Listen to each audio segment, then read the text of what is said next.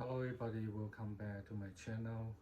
In the last section, we talked about some of the developmental problem with the infant and the age up to 0 to 5.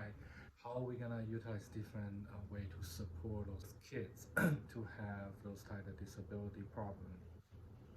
So today we are going to talk more specific on certain type of mental health infant disorder that can cause um, child to have intellectual disability. This is a difficult topic to talk about, and the reason that I choose one of the disability is because um, one of my friend, a long distance friend, who has been suffer from um, one of his neighbor's child has this type of symptoms and disorder, and then he wasn't able to kind of help out with the neighbor, and he kind of shared with me the symptoms, and I was kind of reflect my memory, and I know that I used to deal with those type of infant and child um, in my career a long time ago. So today we're going to talk about Angelman syndrome. So it sounds like a beautiful name, but could be devastating. The problem with this kind of syndrome, eventually infant and child would develop intellectual disability. And what happened was, first of all, a lot of nutrition, and there is a lot of the research conduct by different type of researcher.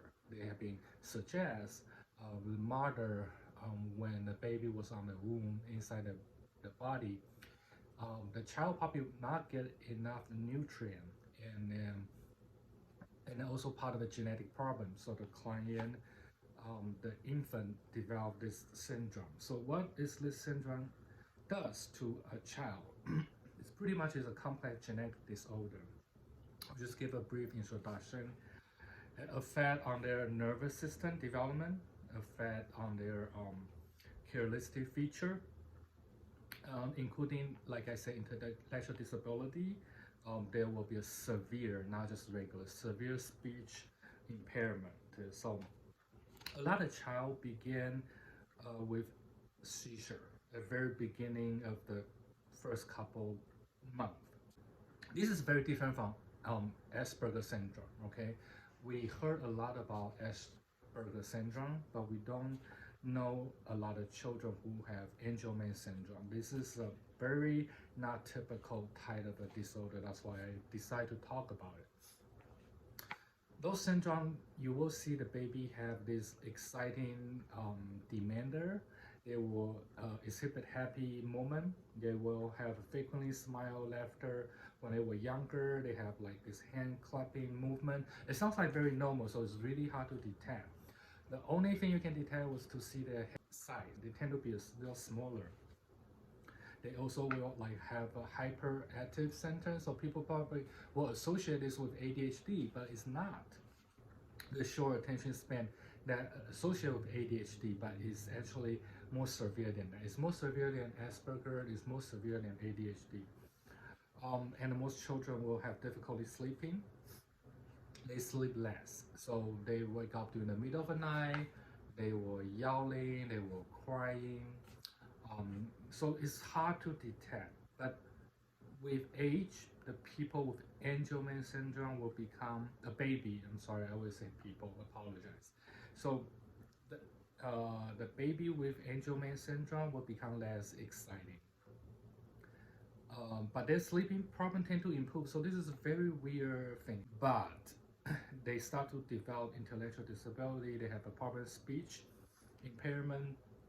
They will have seizure. It's very difficult. One of my friend's neighbor's kids was like that, long distance. They talk about this difficult how to support those baby and child. So they become have a lot of seizure around their life.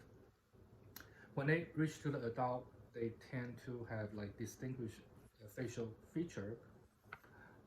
Is difficult to tell.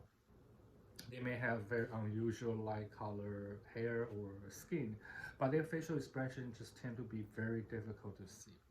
So there's a reason I'm talking about this. It's a rare disease, only happen to maybe 1 out of 13,000 people will affected by this symptoms called Angelman syndrome. And you may wonder what is the cause. So usually the cause is by the whatever the research they say there's a gene called UBE3A. So if people only have inherited one copy of the UBE3A gene from the parent, either the father or mother, they tend to have issue. The genetic thing is inherent and passing through the next generation. Also, the neuron on their brain's spinal cord, part of central nervous system, also may have difficulty. The genetic part is just not formulating correctly and cause the misprinting of this genetic problem.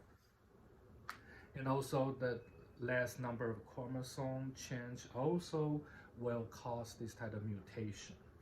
So that is something that I can tell you. I can tell you very basic what will happen with this genetic process. But on the YouTube, I just want to give you a little example. But the focus is not on this.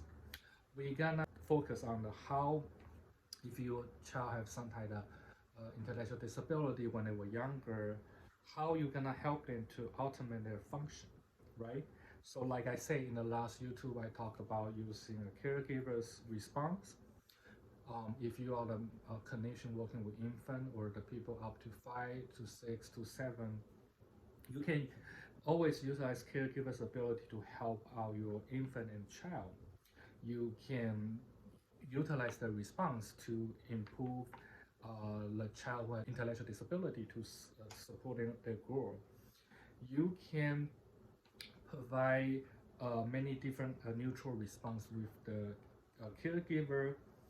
Of course, you need to do a lot of interaction. You can help the caregiver to work on, organize the daily routine for them and make them to have this ability way of helping the caregiver. So all those things, parenting skill, applying strength-based activity, that will really help to build out the child's emotional problem. They have intellectual disability. So those things are really helping the child to shape their future. Toward the end of this YouTube, I just want to say something really positive about. We talk a lot about second life or second chance in life, or we talk about second life that happened to everybody. And I always talk about the power of a woman, the mother, who have this instinct of trying to protect a child. So no matter they are a newborn baby, there's a mother instinct that they will always protect the child. So toward the end of this video, I just wanted to share with you guys there is a second chapter in everybody's life, right? Having a baby, have a newborn baby, that is your second chapter of life. You can deal with sickness, you can deal with accepting the change. You can also deal with things are modified in your life. You also dealing with a different new encounter, but every excitement coming to you, I always say that's a second chance or a second chapter of your life. So embrace that change and make yourself a better person. And if you have a baby coming, in the future, congratulations, that is a second chapter of your life, and you should celebrate it with everybody. Thank you for continuing to support my channel, and if you like the content, feel free to subscribe, and I will see you again in the next video. Bye bye.